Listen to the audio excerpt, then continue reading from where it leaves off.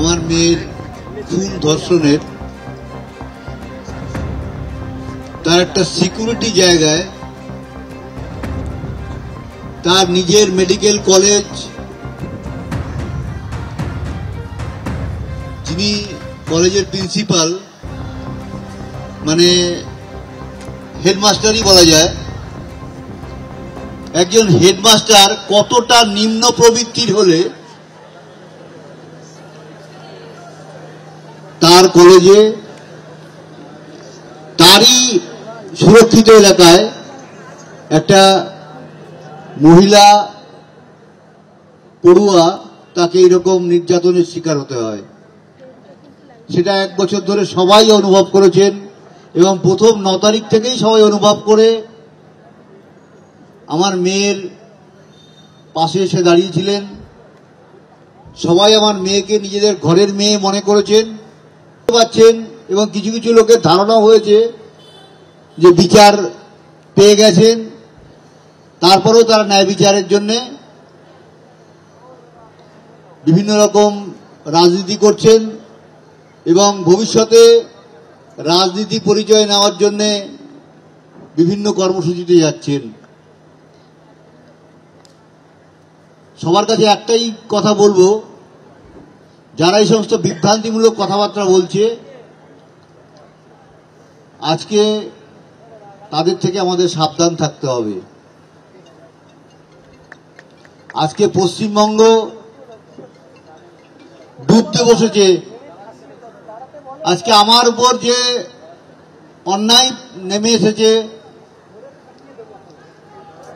এর ভবিষ্যতে আমরা ভগবানকে প্রতিদিন বলি যে 9 তারিখ 9 আগস্ট 2024 আমরা দেখেছিলাম, সেটা যেন কোনো মা বাবা না দেখতে হয়।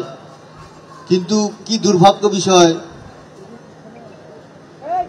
এই পশ্চিমবঙ্গের বুকে আমার মেয়ের হত্যাকাণ্ড ঘটার পরে মেয়েদের উপর অত্যাচার কমসে কম 100 ওভার হয়ে গেছে। তারপরেও শিক্ষা প্রতিষ্ঠানে যে দুর্বৃত্তায়ন, কসবা ল কলেজে তার একটা প্রমাণ সবার সামনে চলে এসেছে। 9 আগস্ট 10:53 যখন আমাদের কাছে ফোন যায়, সেই ফোন কল সবার মুখস্থ। আমরা 12টার সময় এসে এই আরজিকর মেডিকেল কলেজে 3rd ফ্লোর সেমিনার রুমের বাইরে এবং ভেতরের যতটুকু দৃশ্য দেখেছিলাম, আজকে আনন্দবাজার পত্রিকা যারা পড়েছেন তারা নিশ্চয়ই বিষয়টা সম্বন্ধে অবগত হয়ে গেছেন।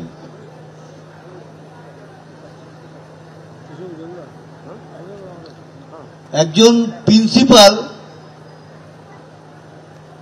তিনি তার ছাত্রীকে নৃশংসভাবে হত্যা করার জন্য মদত দিচ্ছেন, এটা ভাবলেও যেন কেমন একটা মনের মধ্যে করে ওঠে, শরীরের মধ্যে মোচড় দেয়। সেই প্রিন্সিপালই আবার যখন পদত্যাগ করতে চান, আমাদের মাননীয়া স্বাস্থ্যমন্ত্রী এবং স্বাস্থ্য সচিব তাকে ন্যাশনাল মেডিকেল কলেজে ট্রান্সফার করে দেন। এটাকে আপনারা কি বলবেন? এটা কি কনস্পিরেসি নয়? কিন্তু তারপরেও সিবিআই বলবে 4 দিন পরে আমরা মামলা হাতে পেয়েছি, 4 দিনে সব ধুয়ে মুছে পরিষ্কার করে দেওয়া হয়েছে। 4 দিনে ধুয়ে মুছে পরিষ্কার করে দেওয়া হয়, আমাদের চোখের সামনে যে ঘটনাগুলো 9 তারিখ আমাদের সামনে ঘটেছিল, সেই ঘটনাগুলো কেন বিচার আমরা পাবো না? আপনারা হয়তো অনেকেই আজকে জেনে গেছেন সংবাদ মাধ্যমের থেকে, গত পরশু আমরা দিল্লি গেছিলাম এবং গতকাল সিবিআই হেড অফিস ওখানে গিয়েছিলাম। সিবিআই 93টা সিএফএসএল রিপোর্ট তৈরি করেছে। আমি এখানে দাঁড়িয়ে গ্যারান্টি দিয়ে বলতে পারি, যারা এই মামলা তদন্ত সিবিআইতে করছেন, যে সমস্ত অফিসাররা আছেন, এই 93টা সিএফএসএল রিপোর্টের মধ্যে কোথায় কি আছে, কি তথ্য লুকিয়ে আছে, তারা সব জানেন, কিন্তু তারা চোখ বন্ধ করে আছেন, কিছু বলবেন না। গতকাল আমরা যখন বারবার ডিরেক্টরকে বিভিন্ন কোশ্চেন করতে থাকি, তখন সিবিআই এর ডিরেক্টর আমাদের বলেন, আমি কাউকে এত সময় দেই না, আপনারা যেহেতু আপনার মেয়েকে হারিয়েছেন তাই আপনাদের জন্য সময় দিচ্ছি। তারপরে যখন আমরা কোশ্চেন করি, কোনো কোশ্চেনের উত্তর সিবিআই দিতে পারছে না। হয়তো দিচ্ছে না, দিতে পারছে না, এই কথাটা বলতে আমাদের আর এখন মন চায় না। সিবিআই ডাইরেক্টর উঠে চলে যাচ্ছেন, বলছেন এই মামলা আমরা ছেড়ে দেব। আমি পরিষ্কার তখন ওনাকে জিজ্ঞেস করি, আদালতে কি আপনাকে বলতে হবে এই মামলা ছেড়ে দেবো? আমাদের কোনো দুঃখ নেই। উনি আবার এসে চেয়ারে বসে পড়েন। একজন সিবিআই ডিরেক্টরকে এর আগের বার সামনে পেয়ে যে কথাগুলো শুনিয়েছিলাম, উনি স্বপ্নেও ভাবতে পারেননি একজন সাধারণ লোকের কাছ থেকে আমাকে এই কথা শুনতে হবে। তার পরবর্তীকালে গতকাল যখন যাই, ওনারা সেই একটা কথা গেলানোর জন্যে, সঞ্জয় রায় ছাড়া কাউকে আমরা পাচ্ছি না, এই কথাটা গেলানোর চেষ্টা করে যাচ্ছেন। সিবিআই এর ইনভেস্টিগেটিং অফিসার আমাদের বাড়িতে এসেও চেষ্টা করছে, এবং যখন আমরা সিবিআই অফিসে যাচ্ছি, সিবিআই দিল্লি অফিস সিজিও কমপ্লেক্সে দুবার গেছি আমি, কলকাতা অফিস কোনোদিন যাইনি, সেখানেও তারাও চেষ্টা করছেন ঠিক সেম জিনিসটা আমাদের বুঝিয়ে বাড়ি পাঠানোর। কিন্তু আমরা তো বুঝতে চাইছি না। আমাদের সঠিক তথ্য জানি, এবং এটাও জানি যে সিবিআই সবকিছু জানে। কোথাও না কোথাও ম্যানেজ হয়েছে, ম্যানেজ হয়ে প্রকাশ্যে আনবে না। আর কলকাতা পুলিশের কথা যত কম বলা যায়, আর রাজ্য প্রশাসনের কথা যত কম বলা যায় ততই ভালো। কারণ এদের সম্বন্ধে কথা বলতে না গায়ের মধ্যে কেমন একটা অস্বস্তি তৈরি হয়। একজন সামান্য সাব ইন্সপেক্টর কোর্টে দাঁড়িয়ে বলে, 10টা 10-এ আমি যখন খবর পাই তখন থানার ডায়েরির পেজ ফাঁকা রেখে চলে যাই, এবং রাত্রি 11টার সময় এসে সকাল 10টার টাইম দিয়ে আমি সেই ডায়েরি ফিল আপ করি। তাহলে কিরকম নির্লজ্জ এই প্রশাসন! আজকে এই পুলিশ প্রশাসনকে তৃণমূলের দলদল ছাড়া আমি কিচ্ছু ভাবি না এখন আর। পুলিশ মানুষের নিরাপত্তা দেওয়ার জন্য থাকে, কিন্তু এরা তৃণমূলের নিরাপত্তা দেওয়ার জন্য এরা চাকরি করে।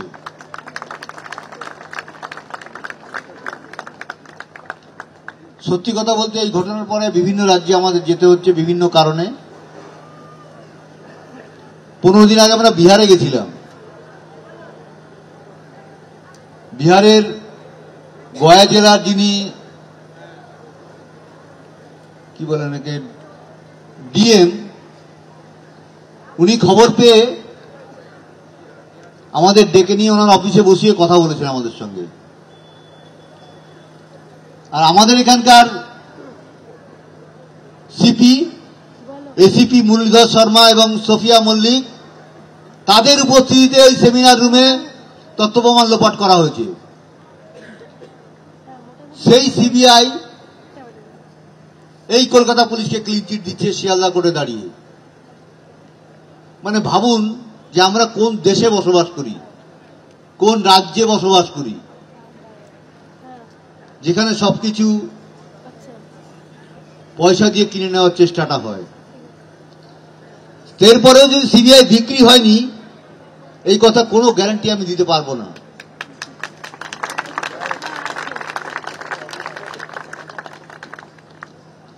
আগামীকাল আমরা নবান্ন অভিযান করছি। 9ই আগস্ট কলকাতা পুলিশ এবং মুখ্যমন্ত্রী মমতা ব্যানার্জি সাংবাদিক সম্মেলন করে যে কথাগুলো বলেছেন তার প্রতিবাদ করতে এবং এই রাজ্যের মানুষকে সচেতন করার জন্য আমরা নবান্ন অভিযানে ডাক দিয়েছি। সেখানে সর্বদল সমস্ত দলকে আমরা নিমন্ত্রণ করেছি। সমস্ত দলের অফিসে গেছি এবং সেটাতে কেউ কেউ অন্যরকম কথাবার্তা বলছে, আমার শুনতে কানে আসছে, কিন্তু সবাইকে আমরা একটাই কথা বলবো, এটা কোনো দলীয় অনুষ্ঠান বা দলীয় আন্দোলন নয়, এটা পতাকাবিহীন আন্দোলন। সেখানে যেন সবাই উপস্থিত থাকে এবং আন্দোলনকে এগিয়ে নিয়ে যাওয়ার চেষ্টা করে। এবং এই আন্দোলন আমাদের বহুদিন ধরে করতে হবে। এই পশ্চিমবঙ্গের পরিবেশকে পরিবর্তন করার সময় এসেছে। সবাইকে এই কথাটা বুঝতে হবে এবং বুঝে এই সরকারকে বুঝিয়ে দিতে হবে আন্দোলন করে যে তুমি যা করছো ঠিক করছো না, অন্যায় করছো, অন্যায়ের প্রতিবাদ করার ক্ষমতার অধিকার আমাদের আছে। তুমিও সংবিধান প্রতিজ্ঞা করেছো যে তুমি সাধারণ লোকের উপরে কোনো অত্যাচার চালাবে না, কিন্তু প্রতি মুহূর্তে আমাদের মুখ্যমন্ত্রী সমস্ত সাধারণ লোকের উপর অত্যাচার চালান। সেটা আমরাও বুঝতে পারছি, কিন্তু সত্যি কথা বলতে কি আমাদের উনি এত ভয় পাচ্ছেন, আমাদের ওপর আক্রমণ করার সাহস আর ওনারা দেখাচ্ছেন না। প্রথম কয়েকদিন দেখিয়েছিলেন, তারপর উনি দেখেছেন যে এদের উপর আক্রমণ চালালে আমার আরো ক্ষতি হবে, সেই জন্য উনি আমাদের উপর আক্রমণ চালাচ্ছেন না। তবে এই যে এনাদের স্বভাব, এনাদের বিশ্বাস করা যাবে না। এনারা যে কখন যে ঝাঁপিয়ে পড়বেন তার কোনো গ্যারান্টি পাওয়া যাবে না। আজকে খেলা মেলা উৎসব দান এই করে মানুষকে বিপদে চালিত করে যখনই কোনো একটা আন্দোলন সংগঠিত হচ্ছে তখন সেটাকে অন্যদিকে প্রতিফলিত করার জন্য কোনো না কোনো নিজেদের মধ্যে হয়তো ঝামেলা তৈরি করে দিলেন। নানান রকম ইনি বিজ্ঞানসম্মত উপায়ে সংগ্রহ করে রাজনীতি করেন, সেটা সাধারণ লোকের সবসময় বোধগম্য হয় না। সেই রাজনীতির ফাঁদে পড়ে আজকে পশ্চিমবঙ্গ শিক্ষা, স্বাস্থ্য এবং মানুষের ন্যায় অধিকার সমস্ত হারিয়েছে। 14ই আগস্ট যখন আরজি কর মেডিকেল কলেজে ভাঙচুর হয়েছিল, আজ পর্যন্ত সেই ইমার্জেন্সি বিল্ডিং তৈরি হয়নি। এটা কি সরকারি সম্পত্তি নষ্ট হয়নি? এর জবাব কে দেবে? আমি নিজে টিভিতে দেখেছি পুলিশ সেখানে দৌড়ে পালাচ্ছে, হসপিটালের ভেতরে গিয়ে লুকাবে কোথায়? তাহলে পুলিশ যে তৃণমূলের দলদাস, তাহলে কেন বলবো না? সবাই বুঝবেন আজকে আমার যে ক্ষতি হয়েছে সেই ক্ষতি কোনো কিছুতেই পূরণ হবে না। সুতরাং আমরা এই যে লড়াই চালাচ্ছি সেই লড়াই এইভাবে সবাই আমাদের পাশে থাকবেন এবং সংবাদ মাধ্যমকে সবার আগে আমার ধন্যবাদ দেওয়া উচিত। এই 1 বছর ধরে তারা সেই প্রথম দিন তারা অনেক সহযোগিতা করার চেষ্টা করেছিলেন, কিন্তু আমরা অনভিজ্ঞ হওয়ার জন্য তাদের কাছ থেকে সেই সহযোগিতা নিতে পারিনি। সেটা আমাদের দুর্ভাগ্য ছিল। প্রথম দিন থেকে আজ পর্যন্ত তারা যেমনভাবে আমাদের সঙ্গে রয়েছেন তাদের সর্বাগ্রে ধন্যবাদ দেওয়া উচিত। এবং এই জুনিয়র ডাক্তাররা যারা আমার ছেলে মেয়ের মতনই, তারাও আমার সঙ্গে আছে। তাদের মধ্যেও কিছু থ্রেট কালচার এবং মানে কিছু কি বলবো আর কি সুযোগ সন্ধানী কিছু কিছু আছে। তাদের কথা তো বড় সামনে আনা যাবে না সব কিছু। তাদেরও বাছাই করে আলাদা করে রাখতে হবে। যারা আমার মেয়ের সঙ্গে জড়িত তারাও জুনিয়র ডাক্তার, কিন্তু সেই ডাক্তারের যে তারা যে ডাক্তার ঠিক নয়, তারা হচ্ছে ডাকাত। তারাও কিন্তু এই বিভিন্ন মেডিকেল কলেজে পড়ে এই সমস্ত জবাব, আমাদের অনেক প্রশ্নের উত্তর এখনো পেতে অনেক বাকি। আমাদের লড়াই অনেক দীর্ঘতম হবে, আমরা ভালোই বুঝতে পারছি। রাজ্য সরকার, কেন্দ্র সরকার কেউ আমাদের সহযোগিতা করবে না। তদন্তকারী সংস্থা সিবিআইকে জোর করে কান ধরে কাজ করাতে হবে আদালতের মাধ্যমে। আদালতের থাপ্পড় খাবে, তারপরে সিবিআই লাইনে আসবে, এটা আমরা ভালো বুঝতে পারছি। এবং অতি শীঘ্র আমরা সেটাই চেষ্টা করছি, যাতে থাপ্পড়টা আদালত থেকে দিতে পারি সিবিআইকে। এইভাবে সব লোক আমার সঙ্গে থাকলে অবশ্যই একদিন আমরা জয়ী হব এবং এই আন্দোলন আমরা এই ন্যায় বিচার আমরা ছিনিয়ে আনতে পারবই। এই জন্য সবাইকে আবার আমার সঙ্গে থাকবেন এই আহ্বান জানিয়ে আমার বক্তব্য আমি শেষ করছি।